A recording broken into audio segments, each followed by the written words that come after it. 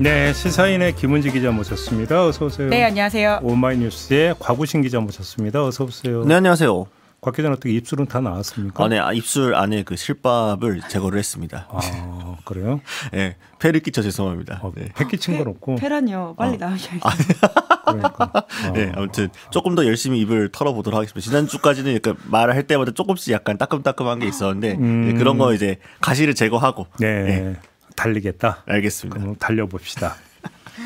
조금 전에 박정원 의원하고 인터뷰를 했는데 이제 그 내일 모레 윤석열 대통령이 이제 대국민 담화 발표한다는 거 아닙니까? 기자회견도 한다는 거고요. 그러니까요. 당겨진 그 배경 중에 하나로 이제 민주당에서 나올 거 다 나온 것 같다라는 판단도 깔려 있다라고 이제 이렇게 이야기를 했습니다. 그럼 이제 우리가 검증을 해봐야 되지 않습니까? 다 나왔습니까? 아니면 쟁여 있습니까? 아직까지 어떻게 파악하고 있습니까? 뭐 쟁여 있다라고 하는 게 거의 정설인 것 같고요. 이제 뭐 민주당에서는 당연하게 이게 전략이기 때문에 자세하게 말해줄 수는 없다라고 이야기를 하고 있습니다. 그거 알려주면 전략이 지금 되겠냐 이런 식의 이야기를 하거든요. 네. 이제 하지만 적어도 목소리에 굉장히 좀 자신감이 차 있는 건 있다. 국정감사 때까지만 하더라도 이렇게 한방에 대한 많은 사람들이 기대가 있지 않았습니까? 소위 말하는 스모킹건에 대한 이야기들이 있었는데 그때랑은 약간의 분위기가 바뀐 게 느껴지긴 합니다. 그래요. 예, 그리고 이제 매주 추이를 보겠다라는 식의 이야기를 하던데요. 이제 복수의 민주당 관계자들한테 이야기를 들어보면, 그러니까 적어도 지금 나온 게 전부는 아니다라고 하는 걸 확인할 수 있고요. 그리고 한 사람의 제보자는 아니다라고 하고 있습니다. 그러니까 명태균 씨 주변에 어떤 일들이 굉장히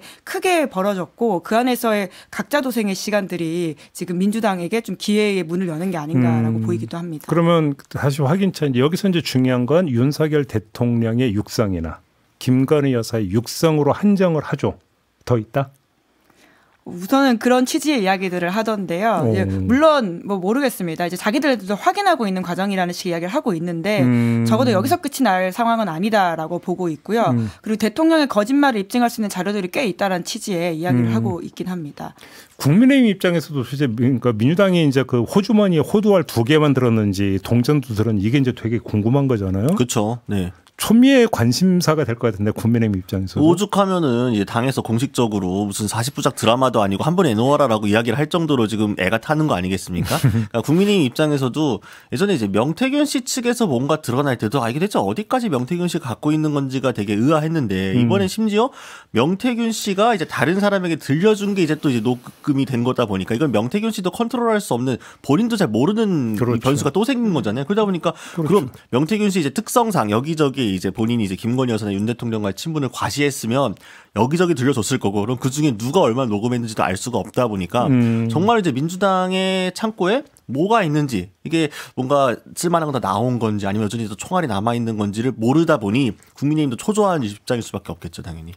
근데 조금 전에 김은지 기자가 이제 자연스럽게 이야기를 했는데 그러니까 제보자가 복수다 단수는 아니고. 그러니까 그 이야기들은 사실 이제 국감 마지막부터 좀 나오기 시작했던 이야기이긴 합니다. 그러니까 명태균 씨 주변에 사실 여러 분이 같이 계셨던 것이고요. 이제 강혜경 씨만 제보자가 있는 게 아니다. 근데 설득을 하고 있다. 이런 취지 이야기들을 한 적이 있거든요. 이제 그것들이 어떤 역학을 통해 가지고 나오고 있는지는 정확하게 확인을 못 하고 있지만 적어도 단순 아니다라고 하는 것들을 민주당에서는 강조하고 있긴 합니다. 이제 물론 이제 칼 안에 있을 때 가장 무섭다라고 하는 게 이제 저 곽우신 기자가 항상 강조하는 바가 아닙니까? 이제 그래서 얼마나 큰 칼이 안에 있는지는 확인하기는 어렵지만 그러니까요. 적어도 지금은 있는 모양새로 보이고 있고요. 그것들이 여권뿐만 아니라 검찰 뭐 이런 쪽에도 굉장히 큰 부담과 공포를 자아나간 지점이 있어 보이긴 합니다. 사실 민주당에서도 그런 이야기들 뒤에서 하는데 본인들도 과거에 이제 돈봉투 사건이라든지 이런 일 겪었을 때 뭐 이정근 씨가 굉장히 핸드폰에 여러 개 안에 녹취가 있다 이런 말들이 알려져 있지 않습니까? 그때 정확하게 상황이 파악이 안 되니까 굉장히 좀 이게 당황스럽기도 하고 대응하기 어려웠다 이런 취지의 이야기를 하더라고요. 그러니까 네. 지금 바뀌어서 얼마나 있는지 모르기 때문에 사실 대응을 할 수가 없을 것이다 이렇게 이야기를 하더라고요. 제가 보더라도 일단 그 당연히 복수고 복수도 2명 이상인 것 같은데요. 뭐 지금 이미 나온 바로는 3명이다 이런 식의 그러니까. 이야기도 있지 않습니까? 그러니까요. 예. 그럼 도대체 어디까지냐? 뭐 이야기가 지금 당연히 따라붙게 되는 건데 어디까지냐도 있지만 도대체 어떻게 해서 그러면 그게 2명도 아니고 여러 명일 수 있느냐? 사실 이것도 배경도 궁금한데 이건 본질적인 건 아니니까 여기서 이야기를 하지 않겠습니다만 그러면 노정면 의원이 저희와 인터뷰에서 여러 차례 강조했던 아직 다 들어보지도 못했다. 분석도 아직 다 안 끝났다라는 얘기는 뻥이 아니라 실제일 가능성이 상당히 있다. 이게 물론 이제 요새 워낙 AI가 발달돼 있기 때문에 이렇게 파일을 넣으면 그대로 다 분석이 되긴 합니다. 네이버 클로바 노트가 정말 많은 걸 해주고 있습니다. 텍스트로 바로 만들어주죠. 그 밖에 다른 좋은 앱들도 많긴 한데요. 다만 그것이 고유명사에 대한 그 정확도가 떨어지기 때문에 일일이 기자들도 그거를 기본적으로 돌리고 다시 다 확인하는 작업을 거치거든요. 그건 좀 시간이 걸리기 때문에 이제 그 말이 완벽한 블러핑이라고 보기에는 뭐 현실을 어느 정도 반영할 수도 있겠다는 생각이 듭니다. 물론 교차 검증이 필요한데 지금 한쪽 이야기밖에 듣지 못해서 명확하게 어떻다라고 이야기는 좀 어렵긴 하죠. 그리고 이제 민주당이 한번 재미를 봤던 게 뭐냐면 이번에도 사실 핵심 중에 하나는 대통령실의 해명이 또 틀렸다라는 거였잖아요. 그렇죠? 아니 뭐 경선 이후로 연락한 적 없다더니 이게 바로 나온 거잖아요. 취임 이후에도 또 나왔잖아요. 네, 그러니까 지금 뭐냐면은 대통령실 해명이 자꾸 꼬이고 있으니까 민주당 입장에서는 지금 일단 내가 먼저 다 까는 게 아니라 용산에서 어떤 반응을 하는지 보고 아니 너네 또 거짓말했는데 또 거짓말했는데 이런 식으로 치고 나가게 되면은 용산에서 섣불리 이제 대응하기도 어려워지고 이 전국의 주도권도 계속 야권에서 가져갈 수 있으니까 이런 것까지 노리면서 계속해서 이 녹취를 갖고 있는 게 아닐까라고 많이 추측하고 있죠. 그러니까 야권 관계자들이 이야기를 지금 딱 하고 있는데요. 그러니까 닉슨이 하야하게 된 계기라고 하는 게 단순히 도청 사건이 아니다. 물론 그것도 굉장히 엄중한 일이긴 하지만 그 사건이 벌어지고도 한동안 닉슨이 버텼음에도 불구하고 이후에 어떤 폭발력이 생긴 지점들은 대통령의 거짓말이라고 하는 지점이었다라고 하는 것이거든요. 그러니까 계속해서 대통령의 거짓말, 대통령실의 거짓말이 드러나게 될 경우에는 사실 지금 벌써 익숙해졌다는 느낌이 들거든요. 뭐 2번밖에 경선 때 안 만났다라고 하더니 계속 깨지고 있음에도 불구하고 이 익숙해지는 거짓말의 한계 효용이 어디까지 갈지는 잘 모르겠지만 그럼에도 불구하고 이게 쌓이는 건 굉장히 나쁜 시그널이다라고 하는 것에 대해서 야당에서 보고 있는 것이죠. 그러니까 바로 이 지점에서 우리가 확인해야 되는 게 지금 윤석열 대통령의 육성은 나왔어요. 근데 그 육성에 대한 윤석열 대통령의 직접 해명은 아직 안 나왔어요. 전부 다 뭐 정진석 비서실장이나 뭐 익명의 대통령실 관계자나 이런 것이죠. 그런데 윤석열 대통령이 그래서 내일 모레 대국민 담화하고 기자회견을 통해서 이건 여차저차해서 이렇게 된 겁니다라고 설명을 딱 했는데 그게 아닙니다라고 하는 또 다른 녹취가 나와버리면 그때는 문제는 훨씬 더 심각해지는 거 아닙니까? 그렇죠. 네. 이게. 그러니까 지금 용산이나 국민의힘은 조마조마한 게 바로 이 대목 아니겠어요? 이거? 근데 뭘 갖고 있는지 모르는 거고 아까 박정훈 의원은 거의 나올 건 다 나온 것 같다는 것은 제가 볼 때는 상황 판단이기보다는 소망에 가까운 거 아닌가 싶은 생각이 좀 드는데 또 여당 의원 입장에서 그렇게 말하지 않으면 어떤 이야기를 할 수 있을까라는 또 생각이 들긴 하거든요. 근데 그럼 민주당 입장에서는 살라미 전술을 슬라이스로서 계속 이렇게 쓸어가야 된다 이렇게 그러니까 그게 지금 맞는 전술이다. 민주당 입장에서 이런 거 평가가 나와야 되는 걸까요? 그런 이야기를 그러니까 일주일씩 상황이 바뀔 것이다라는 식의 말을 하는 사람이 있던데요. 네. 그러니까 민주당 지도부 관계자였는데 그러니까 계속해서 그러니까 사실 이제 지난주에 토요일에 민주당이 먼저 이제 장애 집회를 열면서 거기에 대한 평가들이 좀 엇갈리고 있긴 합니다. 2016년에는 시민들이 먼저 좀 나가고 정치권이 가장 마지막에 붙었는데 그때랑 비교했을 경우에 좀 다르게 볼 수 있는 게 아니냐라는 지적에 대해서도 물어보니까요. 하지만 이게 일주일씩 분위기가 달라질 것이다. 뭐 이런 식의 이야기를 하고 있어서 그러니까 전반적인 자신감이 느껴지는 건 있어 보이는데요. 물론 또 너무 기대가 크면 또 실망이 클 수도 있겠죠. 그러니까 사실 살라미 전술이라고 했을 때 제가 뭐 예전 뉴스토마토 보도 때도 비슷한 말씀 드렸습니다만 첫 스타트, 그러니까 이 퍼스트 임팩트 2보다 나중에 더 센 게 나오긴 좀 어렵긴 하거든요. 그러니까 아마 전반적으로 쑥 훑었을 때 공천계 의혹과 관련해서 가장 좀 이 파괴력이 크다고 하는 걸 먼저 민주당이 공개를 했을 텐데 나머지 내용들 같은 경우에는 그러니까 대화 내용 자체라기보다는 대화한 사실 자체를 가지고 지적할 수 있을 가능성이 굉장히 크다. 그러니까 방금 말씀하신 것처럼 뭔가 윤 대통령이 7일 날 뭔가 뭐 언제까지가 마지막 소통이었고 뭐 언제 이후로 얘기한 게 없고 뭐 이런 식으로 해명을 했는데 그거에 카운터를 칠 만한 소통 사실이 녹취로 갖고 있었고 이게 바로 민주당이 그 자리에서 반박하게 돼버린다면은 그다음부터 진짜 이다음부터 전국이 어떻게 굴러떨어질지 모르는 거잖아요. 그런 것들을 노리고 지금 잘 정리를 하고 있지 않을까라는 추측을 많이 그러면 하고 있습니다. 하나만 더 점검을 해보죠. 이제 어제부터 나오기 시작한 게 김영선 전 의원이 이틀 연속 소환돼서 조사를 받았어요. 그리고 어제 이제부터 나오는 그러니까 뉴스가 구속영장 칠 것 같다는 지금 뉴스가 나오고 있습니다. 그리고 이제 명태균 씨도 좀 바로 이제 아마 소환할 것 같은데 김영선 전 의원을 구속을 만약에 하면서 명태균 씨를 그냥 구속을 안 할 가능성이 별로 없다고 봐야 되겠죠. 그럼 구속을 한다면 이 그 사건 축에 명태균 씨가 했던 한 달 안에 하야와 탄핵이 가능하다 이런 그렇죠. 식의 말을 그러니까 했죠. 뭐냐면 그것도 심지어 바꿨습니다. 그 말을 또. 제가 지금 질문 드리려고 이렇게 벌써 초를 치면 어떡해. 그러니까 나 구속시켜 그럼 나 다 까. 혹시 이런 상황이 연출될 가능성은 어떻게 보십니까? 그러니까 진짜 이거 열려 있는 상황이기 때문에 어떻게 될지에 대해서 모르겠는데요. 이제 그러다 보니까 검찰 수사가 어떤 방식으로 갈지에 대한 많은 사람들의 어떤 분석과 그리고 취재가 이루어지고 있습니다. 왜냐하면 검찰 수사의 가장 본진이라고 할 수 있는 본류 수사는 공천 개입 의혹과 여론조사 조작 의혹이거든요. 그렇죠. 근데 그러니까 검찰을 의심하고 검찰을 많이 취재했던 사람들의 생각이 뭐냐면 그런 본류가 아니라 굉장히 다른 혐의로 두 사람을 구속하거나 그리고는 소위 말해서 털어줄 가능성이 있다라고 하는 것이죠.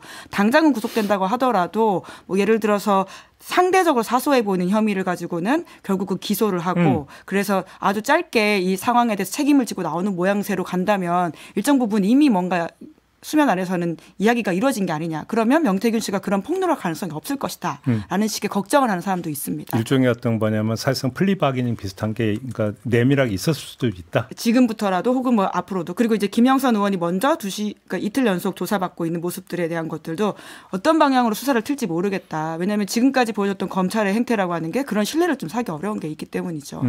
그러니까 구속 전망이 나오는데 이제 깔려 있는 그 배경을 봐야 되는 게 구속 기한이라는 게 있기 때문에 구속 기한 안에 기소를 하든 말든 결정을 해야 된다는 거잖아요. 그러면 어떤 식으로든지 간에 일단 중간 매듭을 검찰이 지어야 된다. 조속한 시일 내에. 근데 그게 부담일 수가 있는데 그걸 피해가는 방법이 지금 이제 김은지 기자가 얘기한 그러니까 곁다리 혐의 하나로 일단 기소를 하고 나머지는 추가 수사를 더 한다. 뭐 이런 식으로 보통 이야기를 하죠, 검찰이. 이렇게 이제 흘러갈 가능성이 있다는 얘기가 되는 거잖아요.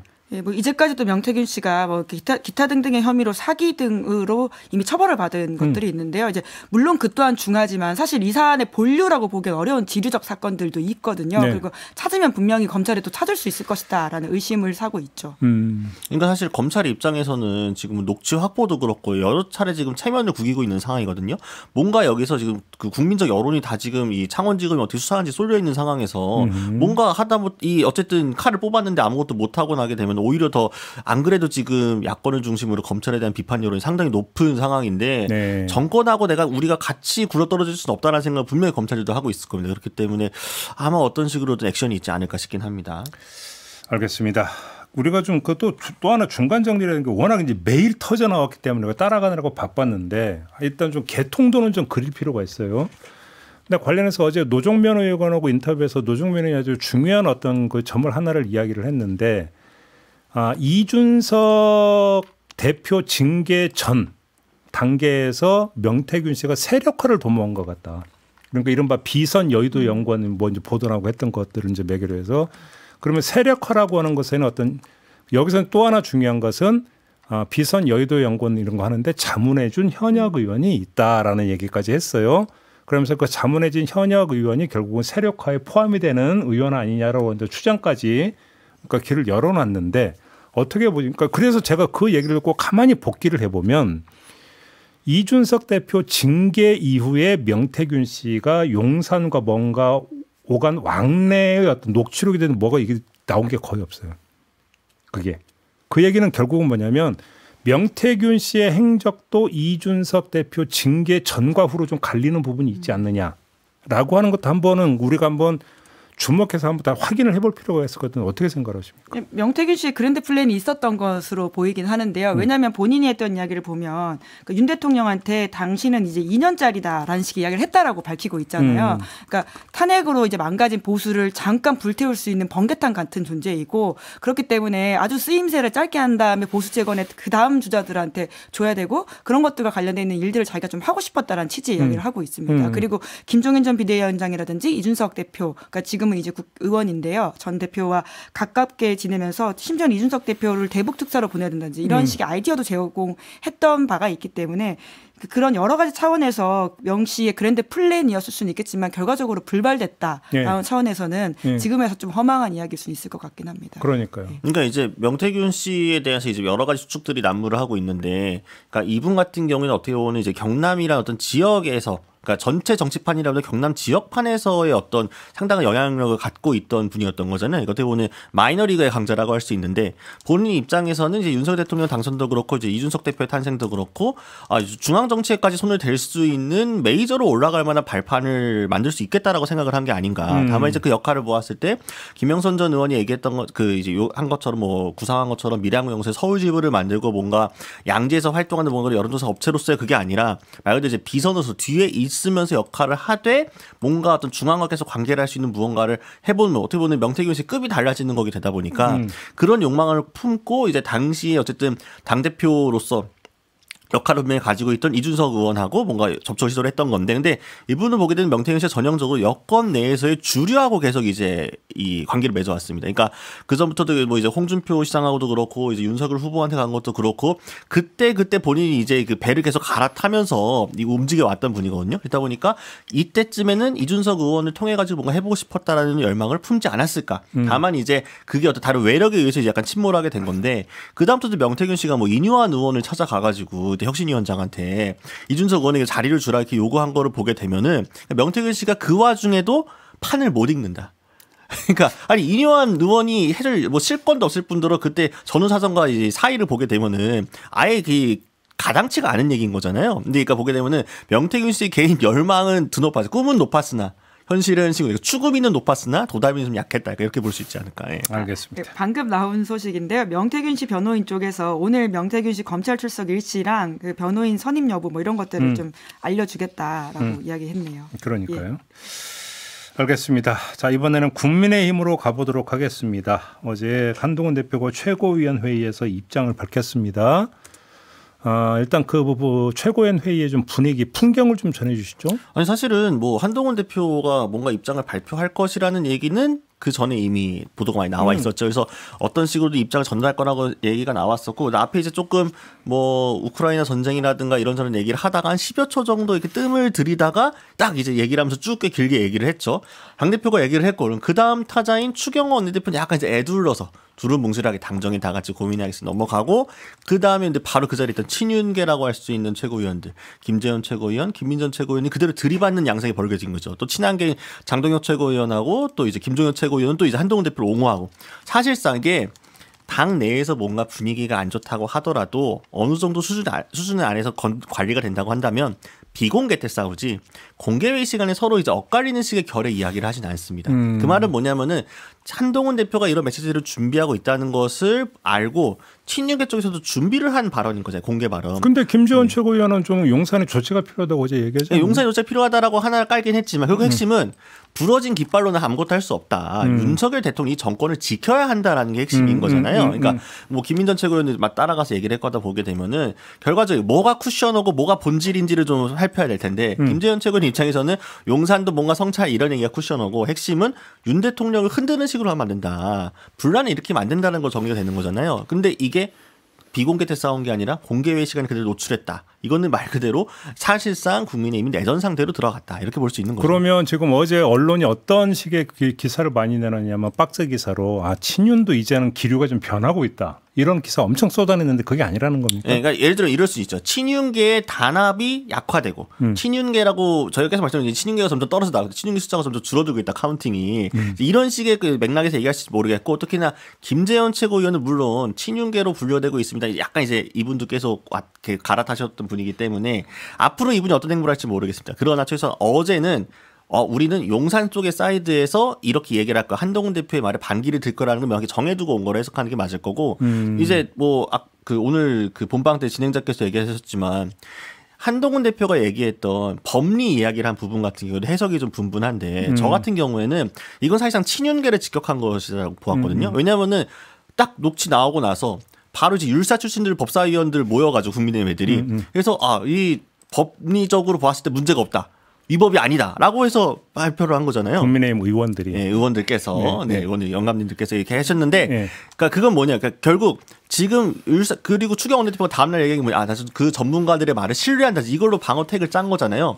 한동훈 대표의 이 말은 뭐 여러 가지를 타겟팅한 거겠습니다만 친윤계 너네가 그렇게 얘기하는 것도 문제야라고 당내 친윤계를 사실상 직역한 거다. 이렇게 해석할 수가 있기 때문에 사실상 이제 한동훈 대표를 중심으로 해서 당내 아마 한판 세게 붙을 가능성이 좀 커지고 있는 거죠. 세게 붙는다? 네, 그러면 붙는다. 내일 모레로 예정된 지금 대국민담화 기자회견이 하나의 어떤 그 해소의 그 계기가 되기 힘들다 그 판단을 깔고 있는 거잖아요. 지금 그 말씀은. 윤석열 대통령께서 해소할 수 있는 뭔가를 해주시면 너무 좋겠습니다만 네. 그럴 리가 없는 분위기 때문에. 네. 그렇게 단정을 해요. 제가 지금까지 항상 저희가 무슨 대통령이 기자회견을 한다고 했을 때 이번에 뭔가 대단한 거를 뭔가 좀 크게 하게 해주지 않을까 했지만 번번이 어긋났잖아요. 그렇죠? 계속 긁어서 실패하는 복권이면 이번에도 실패하는 겁니다. 제가 봤을 때는 7일 날 뭔가 굉장히 방어적으로 아주 소소한 것만 이야기를 하셔서 면피할 가능성이 제일 크다. 별거 안 나올 거다라고 전망하시고. 네, 뭐 제2부속실 플러스 알파 정도나 뭐 약간 얘기하겠죠. 뭐. 네. 김은지 기자는 어떻게 전망하세요?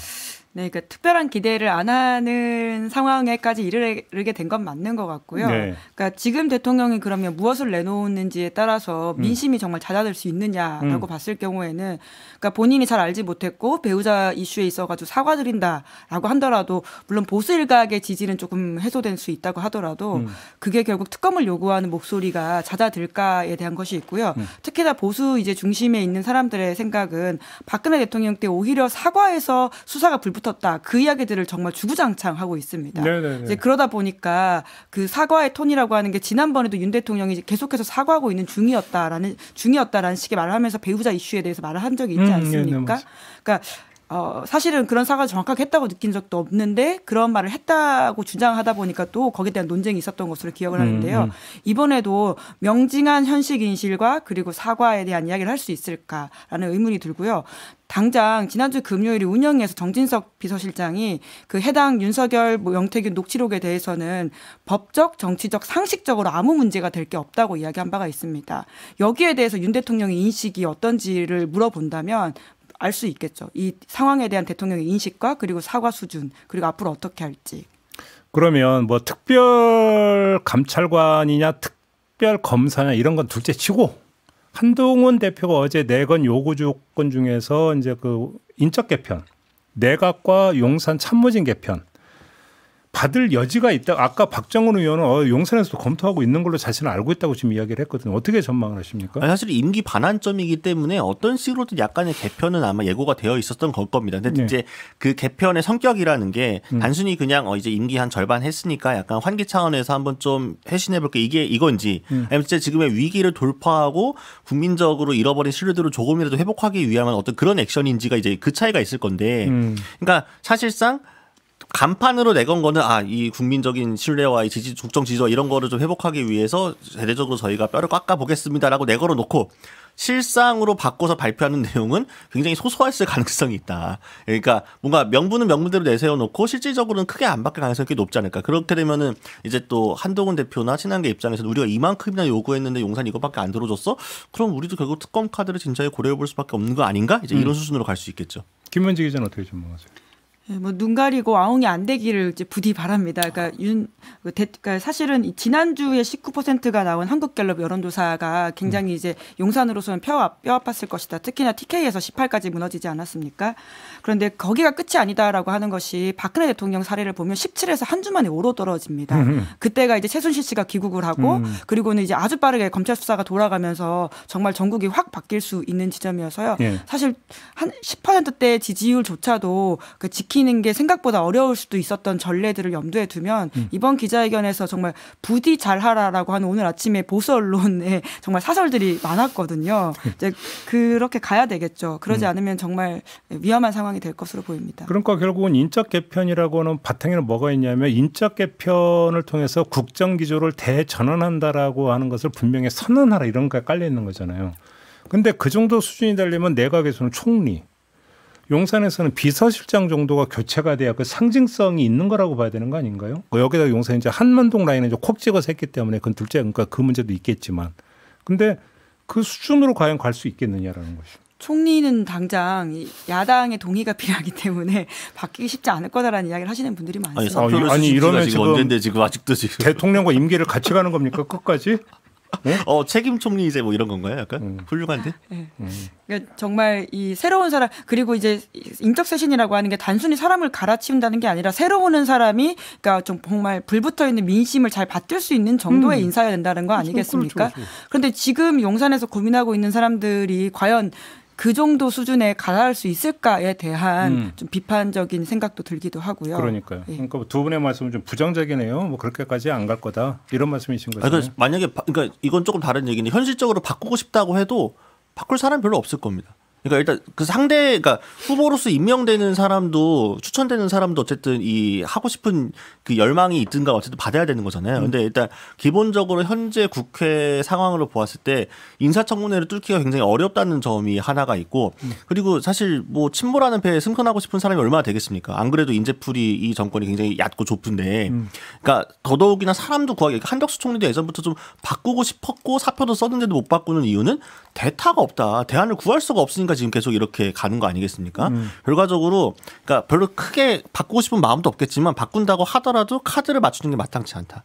이것도 좀 현실적인 물리적인 고민이실 수 있습니다. 뾰족한 수가 없다라는 차원에서 문제인데 물론 대대적인 쇄신을 보여준다면 정말 그 자체로 반전을 맞이할 수도 있을 거라고 보입니다. 하지만 그 쇄신의 핵심은 사실 윤 대통령과 김건희 여사가 있거든요. 그러니까 밑에 비서관들이 잘못해서 생긴 문제가 아니고 밑에 장관들이 잘못해서 생긴 문제가 아닙니다. 그런데 김 여사 문제를 어떤 식으로 결연하고 갈 것인지에 대한 수준까지 보여주지 않는다면 사실 기자회견에서 큰 기대가 있을 수 있을까라는 전망인 것이죠. 그러면 그렇다면 그다음에 한동훈 대표 그다음 수는 뭡니까?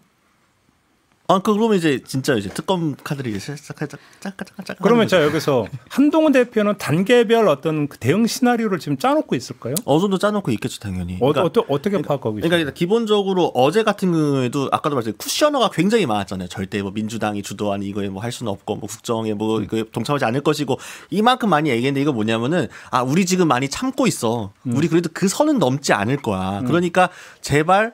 호미로 막을 거 가래로 막지 않도록 좀 진실되게 얘기 좀 해줘라는 게 사실은 한동훈 대표 어제 호소였던 거잖아요. 네. 이걸 만약에 용산이 기대를 저버린다고 하게 되면 일단 그러니까 사실 어제 요구했던 것들과 특감 같은 것들이 일부 제대로 수용되지 않는다고 한다면 다음엔 다음 제표를 각자 의원들 자율투표하세요.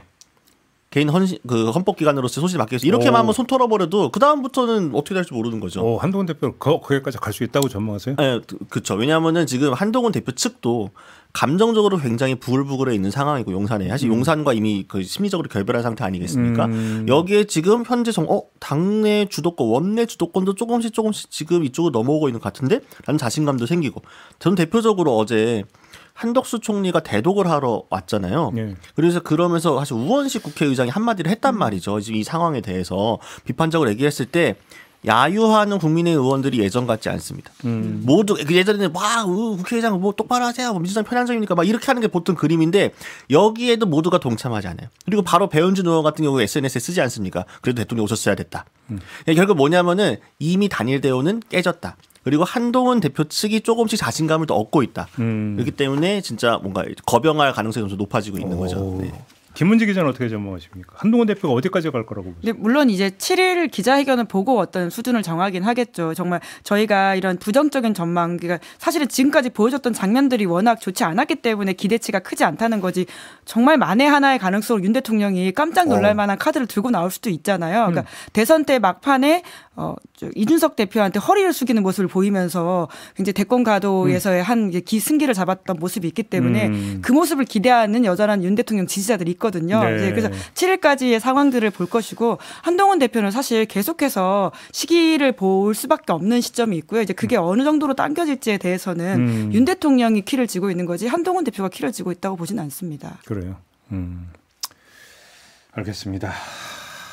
한동훈 대표가 머리가 참 아플 것 같다. 그죠? 그렇죠. 원래 정치라고 하는 게 쉬운 일이 아니고 특히나 지금과 같은 국면에서는 아주 고도의 정치력이 필요한데 한동훈 대표는 사실 정치 신인이지 않습니까? 그러니까요. 그런 차원에서 보면 당연하게 어려운 숙제를 어렵게 풀어갈 수밖에 없죠.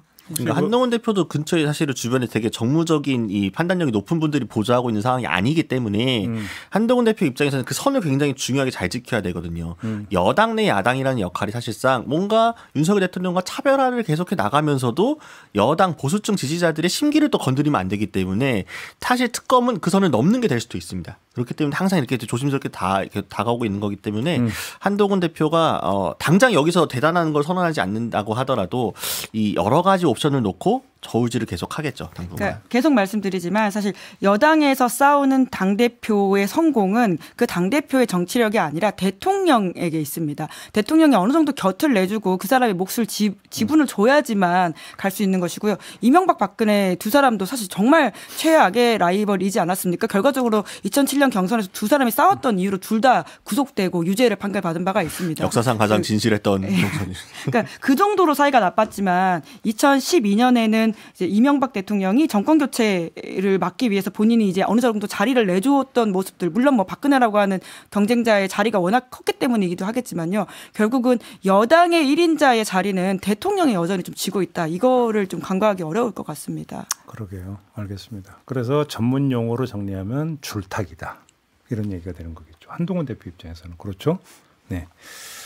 자, 오늘 이야기는 좀 이렇게 마무리하고 내일 모레 뭐 어차피 이틀밖에 안 남았으니까 그거 보고 다시 좀 이야기 나누는 걸로 하고요. 네, 제가 다음 주에 와서 좀 반성하는 시간이 되었으면 좋겠습니다. 제가 너무 대통령님을 우습게 봤습니다. 대통령님을 너무 평가절하했습니다. 죄송합니다라고 할 수 있길 너무 바랍니다. 근데 무엇보다 그래도 기자회견 열린다는 건 굉장히 반가운 소식이긴 합니다. 용산 기자들이 굉장히 벼르고 있다고 합니다. 아, 그래요? 네. 어떻게 벼르고? 근데 뭐 질문권을 줘야 뭐 저기 뭘 하더라도. 뭐 일문일답은 한다고 했는데, 그러니까 예전에는 그러니까 뭐 대통령실에서 이렇게 보통 질문권 줄 때 미리 물론 간사통에서 순번을 정하는 경우도 있지만 안정한 가능성이 이번엔 커 보이고요. 아니 안정하더라도 그 대변인이 이렇게 지명하잖아요. 그렇죠. 네, 그래서 하여튼 대변인이 그래도 좀 약간 우호적인 매체 쪽에 준다는 이런 이야기가 항상 많이 나오는데 과연 그 매체들도 지금 보수지들도 사설에서 계속해서 읍소하고 있지 않습니까? 과연 둥글둥글 질문을 할까요? 제 기억에는 오마이뉴스가 별로 지명당한 적이 없는 저희 한 번 뭐 거의 이 정부 들어서 지명당한 적이 한 번도 없습니다. 그죠. 항상 저희 손은 열심히 저희 출입하는 선배가 들거든요. 네. 근데 한 번도 안 해주셔갖고 이 자리를 빌어서